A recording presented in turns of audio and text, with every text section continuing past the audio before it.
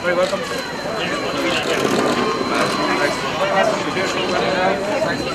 Very welcome.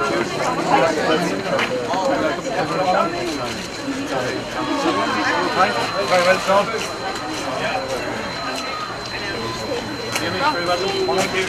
How are you doing? Now we're joined here by probably what a lot of people would talk about, the voice of rugby. Michael Cochran, I know you're the main commentator obviously for the rugby from the national perspective. The voice is immediately distinctive, so it is as well, and I'm sure you've travelled the world with this team at this stage. I have, but I tell you what, it's absolutely fantastic to be here in Monaghan. I've driven through Monaghan many times, but I've never been to the rugby club. And there's a warm friendliness and kind of feeling about the whole thing when you came in. The first fellow I met when I got out of my car was Paul Bowe, Tommy's dad, who I've met many times, you know, on various tours and everything like that. But I just think it's fantastic for Irish Rugby. It's fantastic for Monaghan. It's great for the players to get out of, they're still in camp, but to get out of their normal training camp to come to a venue like this is brilliant. Yeah, I was just going to say that obviously it's bringing rugby to a whole new audience here as well. You mentioned we're in Monaghan, this is GAA Heartland obviously that we're in as well. See the thousands that are here today, maybe some for the first time seeing rugby in real life. Obviously we're used to hearing your voice and watching it on the television and stuff like that, but to actually see the players and get up close and personal with them here as well, there's like a real family unity among it all. There is, and there's a huge connection between the GAA and rugby, and has been for years, you know, and it's you get a scenario here where, you know, given the fact that there's so many people here today, they've turned away hundreds of people, maybe even thousands of people. If you don't have a ticket, you didn't get in. Hottest ticket in town apparently, and you can see that from the way it's organised, superbly well organised. You know, a huge crowd here, and there's a big connection there, and always has been between between the players, the Irish Rugby Football Union, and indeed their public, and this is what they're doing here today. The Rugby Club, John O'Callaghan. John, you're looking round, what an occasion for the club. Fantastic occasion, fantastic, and not alone is it for the club but for the whole community as well, and what it's done to the club is that it's brought past members back, and people who have gone into business, sponsors and so on, all coming on board, so it's a terrific day.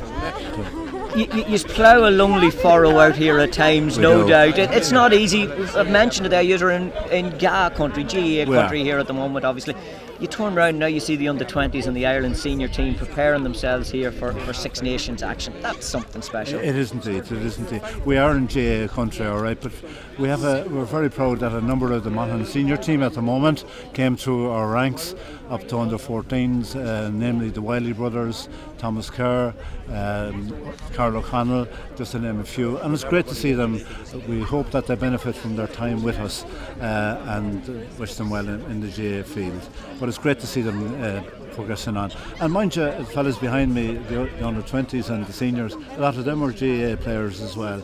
So it's great to see the crossing over. Yes, just going to say that there's a nice interlink between the two sports, obviously enough so there is as well. And it was interesting, I was reading even in reports today that the stature and build of GAA players at the moment is nearly a par to rugby players as well, and some of the collisions that take place in GAA games is similar nearly to it as well. So I just see the lads are preparing behind you here to play a game. The under 20s are going to be playing the senior team here. Yeah. The crowds that have gathered in here as well, the spectacle and the organisation that went into this. This was a big operation. This just didn't happen overnight. No, it didn't. And there was, as I said, past members came back and helped. Past members who are now in business, everybody came on board. And I better not forget the County Council. Without them and our sponsors, we wouldn't be here today, really. It was a big occasion, and the guards and so on. So it was a great community event, and everybody helping. It was great to see it. A mammoth operation, and it puts Monaghan rugby on the map as well. As I say, there's people here that probably never had seen a rugby ball or seen a rugby player. Maybe watched it on TV to an extent, but to see them up close and personal, and that's what it is here today as well, because the players are mingling here. And the thing about the players is that I'm originally from Cork, and I've met the Cork boys. They were never here before, and the boys down in Munster, they'll go back to Munster, and the boys over to Connacht. Now we've had the Ulster boys here a couple of times, but they'll go back talking about Monaghan. So hopefully they'll do good. It certainly will, and obviously you'll be looking at the benefit from the club's point of view and that as well. Obviously it could see an increase in membership, and certainly see an increase in the interest in the game here as well. And I know you are using today, and rightly so, as a fundraiser for yourselves. No doubt, always funds required. But we do have an information desk down there as well, and if anybody's inquiring about rugby, we have flyers to give out, and we're taking names and phone numbers and ages of any boys or men and girls. We set up girls under 18 team here 2 years ago, and we've had a number of them representing on Ulster and one or two on the Irish 7 side. So that's an area of the club where we hope to grow in years to come.